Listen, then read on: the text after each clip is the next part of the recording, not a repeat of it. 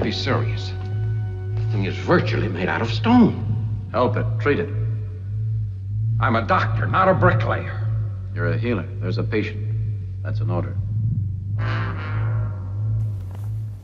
Greetings, ladies and gentlemen. I am your host, Asaph Adonai. Welcome to another segment of Asaph Adonai Stories. It's been said an actor can play a variety of characters both in film and television, end up playing one character, and all the other works may end up forgotten.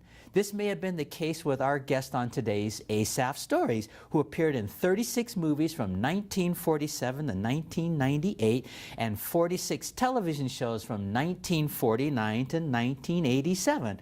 So I thought I'd bring his accomplishments back to life today. Our guest once jokingly said one of his biggest fears was to have these words etched on his tombstone. He's dead, Jim. When we lost our guest, Newsweek magazine began with, "We're not going to try to resist. He's dead, Jim." That's what was put on his tombstone. We're talking about Jackson Deforest Kelley, known to the world as the one and only Deforest Kelley. Deforest, born 1920, was an American actor and screenwriter known primarily for his roles in westerns, two of which, the 1949 The Lone Ranger with Clayton Moore and the 1957 gunfight at OK Corral playing Wyatt Earp with Burt Lancaster and Kirk Douglas.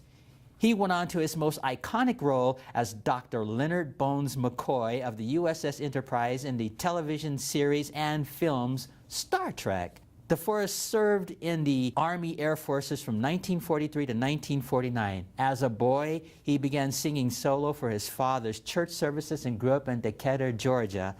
Kelley was spotted by a Paramount Pictures scout while doing a U.S. Navy training film. He started his acting career in a movie called Fear in the Night.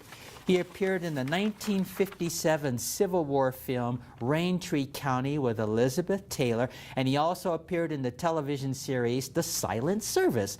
Some of his other television appearances: The Donna Reed Show, Wanted Dead or Alive with Steve McQueen, Death Valley Days with Ronald Reagan, and Route 66 with Martin Milner. For 9 years, Kelley primarily played villains, building up an extensive list of credits between television and motion pictures. In 1956, 9 years before being cast as Dr. McCoy, he began his career change when he played a medic in The Man in the Gray Flannel Suit, where he utters these diagnoses: "This man's dead, Captain." And the rest is history, as Dr. McCoy gave the diagnosis, "He's dead, Jim," from 1966 to 69. Bones appeared in 6 Star Trek films from 1979 to 1991, and he also appeared in the first Star Trek, The Next Generation, Encounter at Farpoint, as the 137-year-old Starfleet Admiral Emeritus. So your audience can check out more information about Deforest Kelley. He was just such a delightful actor who left the world a lot of characters, but he'll always be remembered as Bones, Dr. Leonard McCoy. So until our next show, Maranatha. I want to ask you something. You say you was just following orders and all this, right? Certainly, I'm a soldier. I want to ask you this. Would you kill white women and children if you was ordered to, Captain? That's ridiculous. No, it ain't ridiculous. Supposing your commanding officer gave you a direct order to kill him, would you do it? Of course not. Why not? It wouldn't be right. Oh.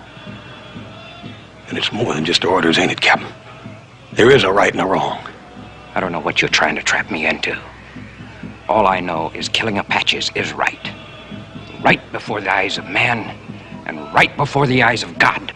Oh, that's good thinking, Captain. All this world needs is more thinkers like you.